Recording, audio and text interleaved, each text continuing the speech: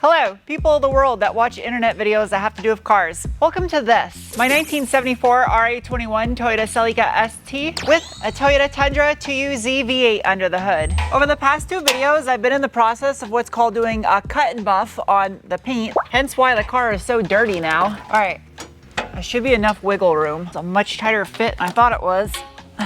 Because I have to do things out of order, essentially, to make YouTube videos, you end up running into a pickle where you inevitably gotta take something apart to put something else on.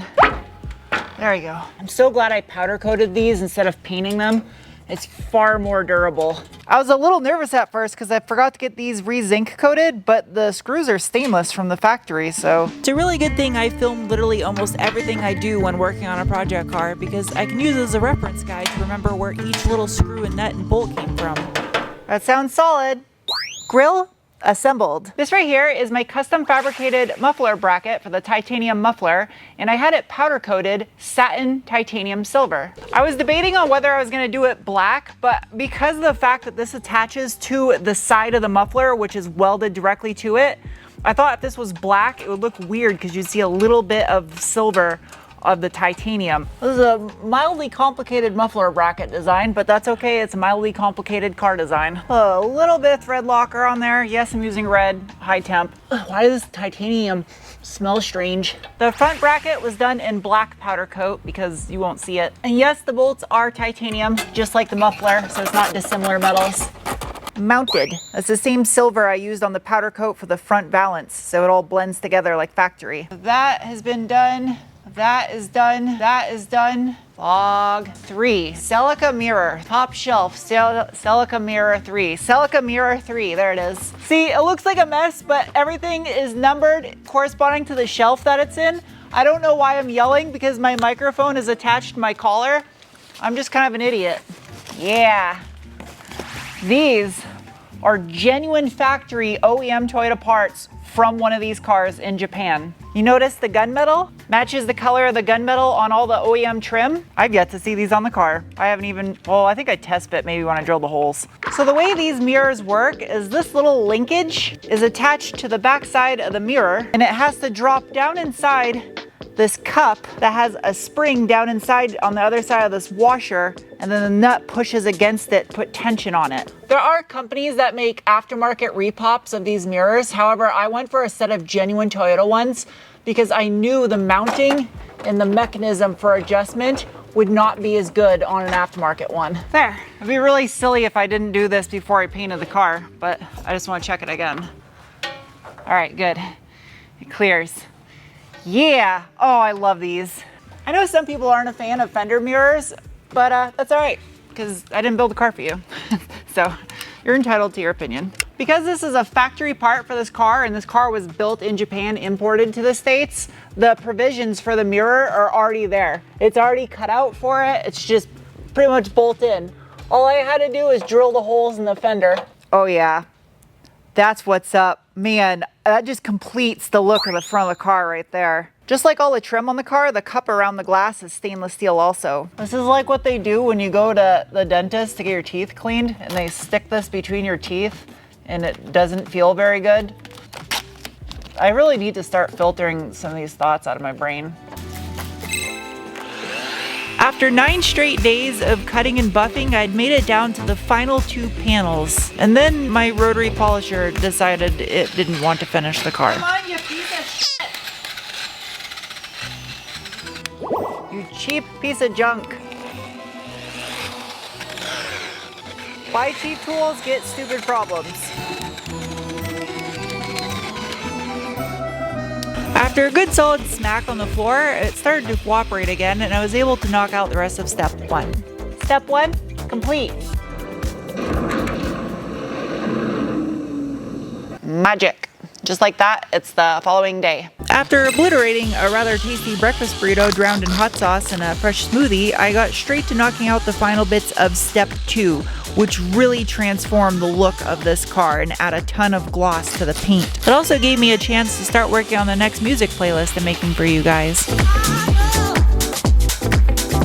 Cut in buff complete. I realize from a viewer perspective that it gets a little repetitive watching constant polishing and sanding and polishing and sanding and polishing and sanding and polishing and sanding and polishing and sanding. Polishing and sanding and polishing and sanding and polishing and sanding and polishing and sanding. I can't believe it made that much of a difference doing that cut and buff on the upper half of the car. The downside of over a week worth of polishing is now I have a week worth of schmoo all over it, especially on the glass, but worst of all, it's up inside the woodworks. It looks like a spider nest. Top off my Canon, a little bit more sud bubble. Oh, that's how you waste product. No need for 2 buckets since this car has never been driven or outside and it's brand new paint. There. So I get it good and foamy. That way the foam also acts like as a lubricant to help prevent you from leaving swirls. Now my task is to get all that little wax bibits and croquettes. This is a painstaking process, but that's why this is a really expensive process if you were to pay someone to do a cut and buff on your car. I would also highly recommend draping a sheet of plastic over the vehicle on the areas you're not currently wet sanding or polishing, so that way you don't have to spend a couple hours cleaning schmoo out like I just did.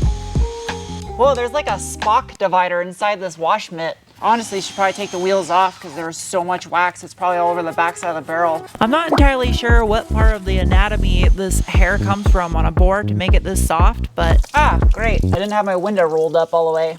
It definitely kind of makes me want to run up and pet one of these things in the wild, and then probably get shish kebabbed by the horn. They're also very tasty. I guess you could just keep the pelt after, or you could just get it taxidermied and then just have something really soft to rub inside your house. That just sounded really bad.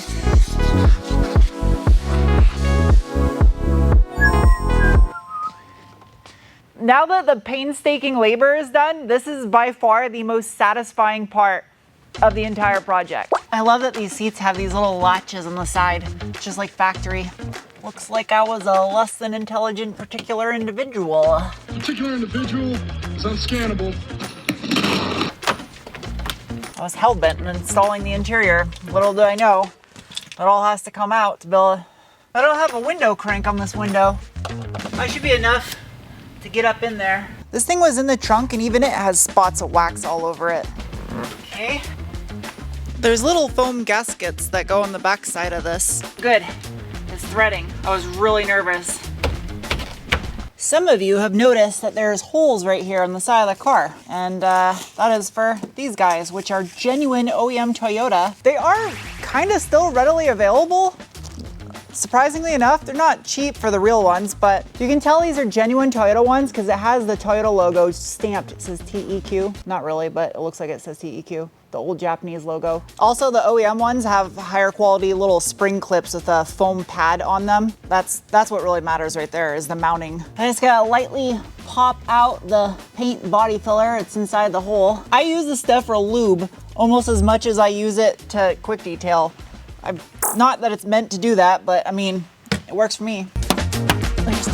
So what you see right there is the back side of the panel, and that's the back side of the emblems. All those little claws, they grab the back and hold it in place. So the little tiny felt pads that are on the back of this are what create a buffer between it and the paint. I remember the old ones I pulled off of here, the felt was still there and it was actually in pretty good shape. I have the original ones over there somewhere. It's just one of them was broken half. Use lots of lube on there.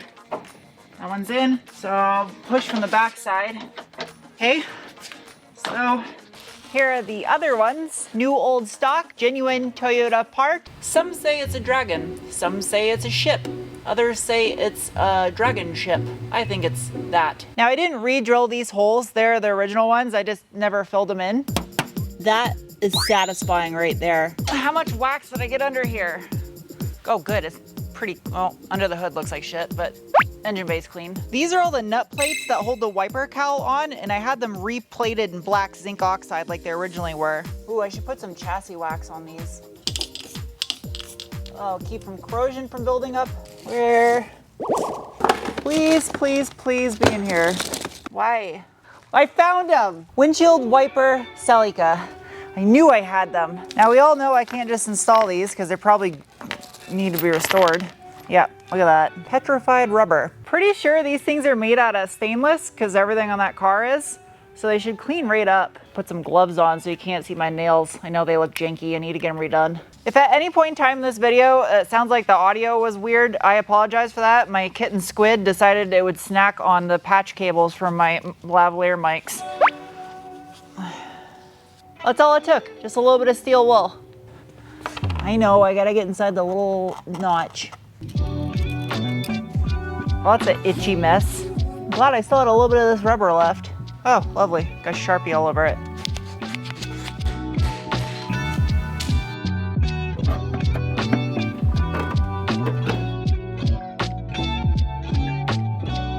Oh, why hello there, Tomorrow. Welcome to today. The finish on these wiper arms isn't perfect, but they're original, so I'm gonna leave it as is. I like right there. Oh, these look so good. They match the color of the mirrors perfectly. Fresh powder coat. This little cap hides the wiper area. That's a hair, and this is a foam. This is a wiper. This is a foam. There are many like it, but this one is mine. Look at that, it's like it was made for it. I think this hole purely exists because this car was sold in Japan and the wiper motor is on the other side. There's nothing behind here. Okay, next item up for bid, these things. This right here is rubber weather stripping that goes along the top of the engine bay. Oh, that little click when it goes into its place just makes my heart melt. This is just a texture experience. The fresh new plastics and rubbers and glossy metal. So these right here are some genuine Toyota Tundra fender gaskets. I ordered some aftermarket ones, but when I found out that the Tundra ones actually fit, I don't remember where I saw that. I think it was Papadakis Racing. Shout out to him on his Celica. I figured it's nothing better than OEM, so I ordered Toyota ones. Ah, geez. I got that covered in schmoo. Quick detailer on satin finish. This is a satin clear coat that's on here. This is not just trim black. I definitely have more stuff I can do under the hood, but it's driving me insane not having these on the car. This is a little bit step 3 finishing glaze to do underneath. So I ordered black stainless steel hardware for this. I didn't want you to see silver dots on a black flare. That would just look ridiculous. And to go with it, rubber washers to protect the fiberglass. I'm not saying where I bought this hardware, but I wish they'd sponsor me because they got some pretty fire hardware. Oh, wow, this is it's really strong adhesive on this shit. Maybe I stick it, I got an idea. Doing tedious things, doing tedious things. Doing tedious things, doing tedious things. That sucked. I don't want to do that again, but I have to do it 3 more times. There is adhesive on the backside to stick it on here, but I'm not going to peel the backside of that until I finish the alignment on this thing, just in case. I figured it out. I know it's giving me so many issues in this video. You have no idea how much this has been driving me insane because this has Bluetooth connectivity and it's causing RF issues with my wireless microphones. You have no idea how much this has been driving me insane. I hooked up a regular mic and you're gonna be way away from this thing and see if this actually works. Hopefully it doesn't interfere you that far away. It was crazy because it was doing it when this thing wasn't even on. It was just sitting on the floor, no one touching it. That is insane. I can't believe how much of a difference that makes. It's literally like I just added another coat, a clear coat to this. I should have ordered more of this stuff. I only ordered 2 kits because it's like $50 a piece. You gotta like stick the rubber on there first, then pull the backside.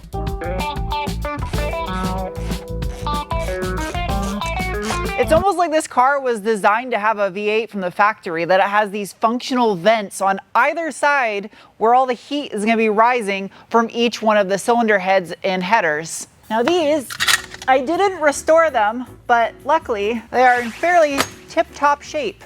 And I got my nails fixed so I don't look ratchet like a lot lizard. Well, the rubber was just kind of stuck on there with adhesive.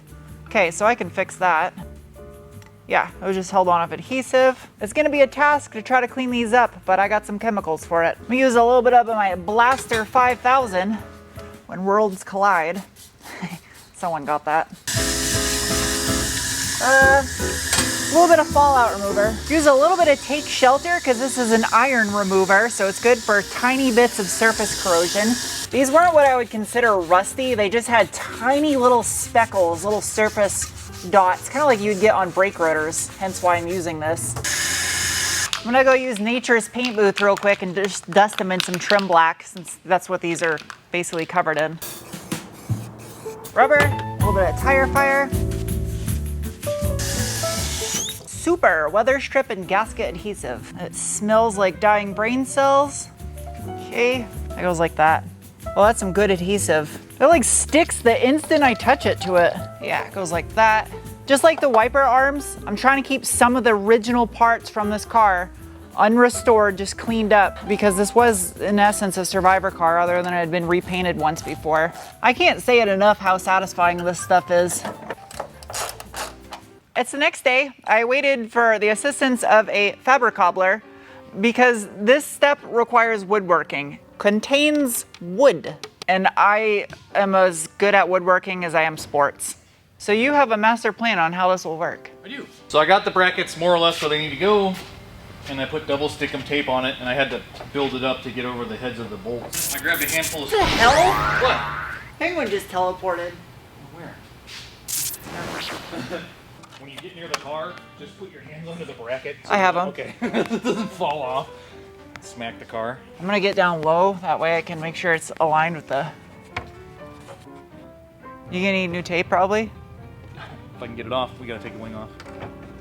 So now we gotta drill a couple of holes.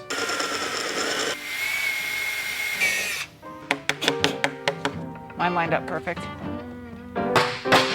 Like tighten it down there equally. Yeah, that's perfect. And you want it somewhat not easy to come off. I mean, you don't want it to come off, yeah. Yeah. Oh! What did you just do? Oh! Did you just stab yourself in the belly button? How does that even happen? I pulled this off and I was pulling really hard and I knocked the wind out of myself and I punched myself in the fucking silver plexus. I want the epoxy to do all the holding because wood screws into wood. I mean, you have a very small surface area actually holding anything on. Yeah. Whereas with the epoxy, these aren't coming off. Like, you're gonna tear this whole thing up trying to get them off. Yeah. This is super thick. How long does this take to set up? 1 hour? It's gonna take an hour just to mix this. Oh yeah. Thick enough? This one, it tacks kind of quick.